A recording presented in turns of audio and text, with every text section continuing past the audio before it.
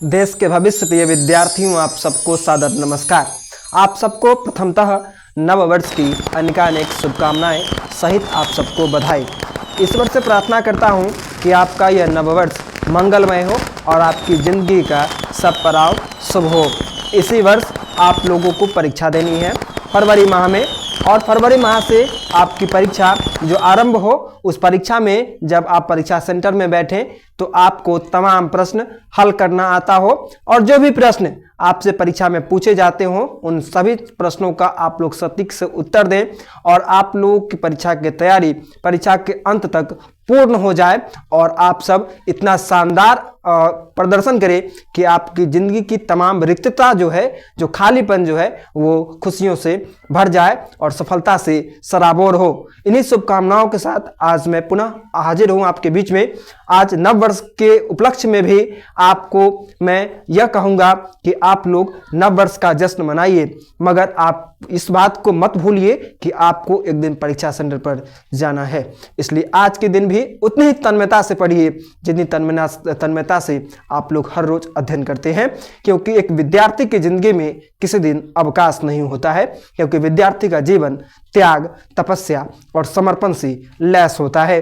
एक विद्यार्थी को हर दिन त्याग करना चाहिए, हर दिन तपस्या करना चाहिए, क्योंकि बिना तपे हुए हम लोग कुछ बेहतर नहीं कर सकते हैं। सोने में चमक आती है तो उसके ऊपर काफ़ी प्रहार भी उसको सहन करना पड़ता है, कई प्रक्रियाओं से उसको गुजरना पड़ता है, तब जाकर के सोने में चमक आती है। लोहे का कोई धारदार और उपयोगी हथियार जो बनता है उसके लिए लोहे को भी तपना पड़ता है, आग में जलना पड़ता है, उसके पश्चात हथौड़ों से बारंबार उस पर प्रहार किया जाता है, तब जाकर के एक लोहे का औजार बन पाता है और एक मजबूत और एक सशक्त कहीं न कहीं उपयोगी पदार्थ के रूप में उभरता है। तो हमें भी कुछ अपने जीवन में बेहतर करने के लिए अपने ऊपर अनगिनत कष्ट को सहन करना पड़ेगा, तब जाकर के हमारी ख्याति भी दूरदर्श तक मौजूद होगी। तो आपका नव वर्ष शानदार जाए, यही शुभकामना है आप सबके लिए, और ईश्वर से प्रार्थना है आप सबके लिए कि आप सबकी ज़िंदगी का हर पड़ाव शुभ हो, मंगलमय हो, और ईश्वर आपके मन के आंगन में मौजूद तमाम नकारात्मक विचारों को दूर करके आपके अंदर सकारात्मक विचारों को संचार करें। उसके पश्चात आज हम लोग क्या है, तो हम लोग भूगोल के एक और अध्याय को लेकर के आपके बीच में हम आज प्रेजेंट हैं, जिस अध्याय का नाम है परिवहन, संचार एवं व्यापार। इस पाठ का नाम ही है परिवहन, संचार एवं व्यापार। तो परिवहन, संचार एवं व्यापार से मैं आज आपके बीच में उन प्रश्नों को रखूंगा जो प्रश्न परीक्षा में पूछे जा चुके हैं। तो प्रथम प्रश्न है इस पाठ से, वायु परिवहन की प्रमुख विशेषताओं को लिखें। तो लिखेंगे वायु परिवहन की विशेषताएं निम्नलिखित है। प्रथम विशेषता हम लोग लिख सकते हैं, वायु परिवहन का तीव्रगामी साधन है, अर्थात तेजी से गति से चलने वाला एक परिवहन का साधन है वायु परिवहन। दूसरी विशेषता के रूप में आप लोग लिख सकते हैं कि वायु परिवहन के द्वारा ऊंचे पठार, घने जंगलों वाले स्थानों को भी पार करना क्या होता है, तो आसान होता है, क्योंकि वायु परिवहन वायु में ऊंचे क्या करता है, ऊंचे स्थान से उड़ रहा होता है। तो यदि कोई घना जंगल भी होता है, यदि बड़े पर्वत भी होते हैं, तो उस पर्वत के ऊपर से क्या होता है, तो एरोप्लेन उड़ के चला जाता है ना। और सड़क परिवहन में क्या होती है, वही कठिनाइयां होती हैं उन रास्तों से होकर के गुजरना, मगर क्या होता है, तो वायु परिवहन के द्वारा वह चला जाया जाता है। तो ये वायु परिवहन की विशेषता है कि जो ऊंचे पठार, ऊंचे पहाड़ है ना, घने जंगलों वाले रास्तों को भी क्या कर दिया जा सकता है, तो पार किया जा सकता है, घने महासागर है ना, इन सभी चीजों को भी क्या किया जा सकता है, तो पार किया जा सकता है। तो ये वायु परिवहन की विशेषता है। तीसरी विशेषता के रूप में आप लोग लिख सकते हैं, जो वायु परिवहन की ऐसी सुविधा है जिसकी मदद से समय की भी बचत होती है ना।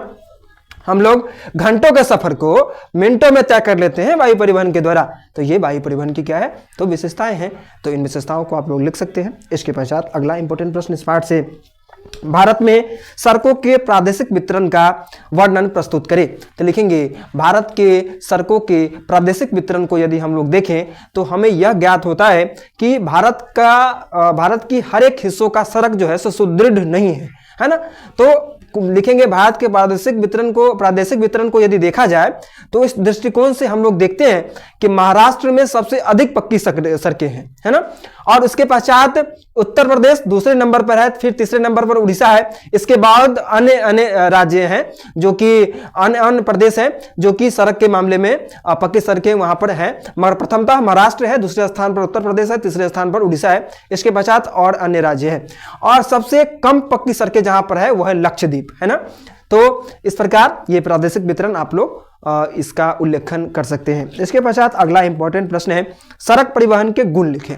तो लिखेंगे सड़क परिवहन के गुण निम्नलिखित है, अथवा आप लोग लिख सकते हैं सड़क परिवहन एक ऐसा परिवहन का साधन है जिसके अंदर गुण ही गुण मौजूद है। सड़क परिवहन के द्वारा क्या होता है, तो सड़क परिवहन के द्वारा सड़क परिवहन के द्वारा हम लोगों को क्या होती है, तो घरों तक भी कोई सामान क्या हो जाता है, पहुंच जाता है ना।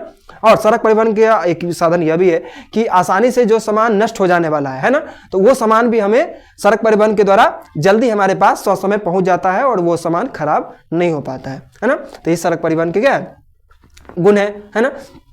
सड़क परिवहन के द्वारा क्या होती है, तो यदि जो भूमि क्या कहते हैं समतल नहीं होती है ना, उबड़ खाबड़ वाली भूमि भी होती है ना, कई सारी भूमियां होती है जहां पर समतल नहीं होते, तो उन भूमियों पर भी वस्तुओं को अथवा खुद भी जा पाना क्या हो जाता है, सड़क परिवहन के द्वारा क्या होता है, तो आसान होता है। तो ये सड़क परिवहन के क्या है, तो गुण है।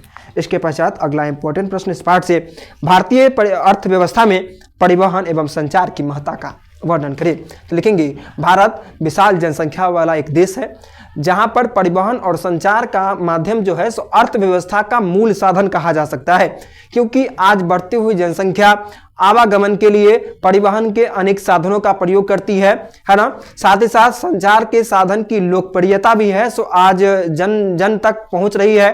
तो संचार के साधनों का जैसे जैसे लोग उपयोग कर रहे हैं तो वैसे वैसे क्या हो रही है, देश की अर्थव्यवस्था भी क्या हो रही है, तो मजबूत हो रही है।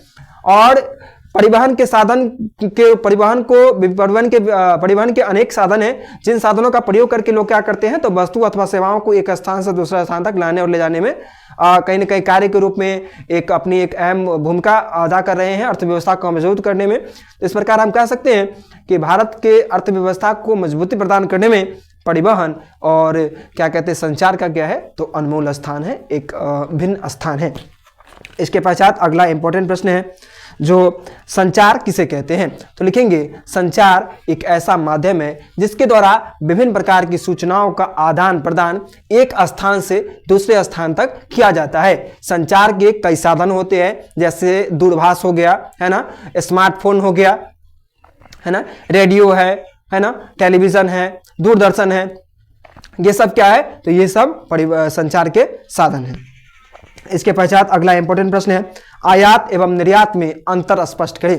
तो लिखेंगे जब किसी देश से कोई भी वस्तु अथवा कोई भी सेवा जब अपने देश में मंगवाया जाता है तो उसे क्या कहा जाता है, आयात कहा जाता है। और जब कोई भी वस्तु अपने देश से किसी दूसरे देश में भेजा जाता है तो उसे क्या कहा जाता है, तो निर्यात कहा जाता है। तो यही आयात और निर्यात में अंतर होता है। आयात निर्यात किस लिए आती है, जब हमारे देश में कोई भी सामान अवेलेबल नहीं है, जब हमारे देश में कोई भी सामान मौजूद नहीं है, तो हम लोग क्या करते हैं, तो हम लोग हमारी सरकार जो है सो किसी अन्य देश की सरकार से क्या करती है, तो वहाँ से मंगवाती है सामान, है ना, तो वो क्या कहलाएगा, आयात कहलाएगा। और हमारे देश में जिन पदार्थों की प्रचुरता है ना, आवश्यकता से अधिक उपज होती है ना, अथवा जिन चीज़ों की अत्यधिक प्रचुरता है, तो वो क्या किया जाता है, इस स्थान से हमारे देश से किसी दूसरे देश में भेजा जाता है। तो ये क्या होगा, तो ये निर्यात हो गया। इसके पश्चात अगला इंपॉर्टेंट प्रश्न है, दक्षिण भारत के किस राज्य में रेल मार्ग की सघनता पाई जाती है और क्यों। तो लिखेंगे दक्षिण भारत के महाराष्ट्र में रेल मार्ग की सघनता पाई जाती है, और ऐसा इसलिए क्योंकि महाराष्ट्र में अधिकांश भूमि जो है सो समतल भूमि है ना। तो समतल भूमि की प्रचुरता होने के कारण ही दक्षिण भारत के महाराष्ट्र में रेल मार्ग की सघनता पाई जाती है। इसके पश्चात अगला इंपॉर्टेंट प्रश्न है, स्वर्णिम चतुर्भुज राजमार्ग क्या है। तो लिखेंगे देश के प्रसिद्ध 4 महानगर दिल्ली, मुंबई, चेन्नई और कोलकाता को जोड़ने वाली राजमार्ग को ही स्वर्णिम चतुर्भुज राजमार्ग कहते हैं, है ना।